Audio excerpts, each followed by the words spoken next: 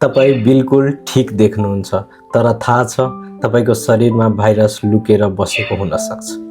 Herpes virus संसारकै सबैभन्दा common infection मध्ये एक हो। यसका दुई प्रकार हुन्छ, हर्पेस सिम्प्लेक्स भाइरस 1 जुन ओठमा इन्फेक्सन गर्छ जसले ओठमा फोका गर्छ, र हर्पेस सिम्प्लेक्स भाइरस 2 जसले प्राइभेट पार्टमा इन्फेक्सन गर्छ। यो इन्फेक्सन किस, ओरल सेक्स वा सेक्सुअल कन्ट्याक्टबाट सजिलै सर्छ।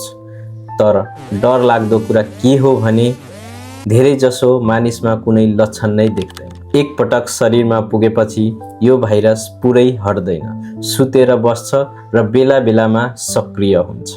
कम्प्लिट क्योर हुँदैन, तर मेडिसिनले कन्ट्रोल गर्न र सर्ने जोखिम घटाउन सक्छ। याद राख्नुहोस्, लक्षण नभए पनि हर्पेस भाइरस सर्न सक्छ।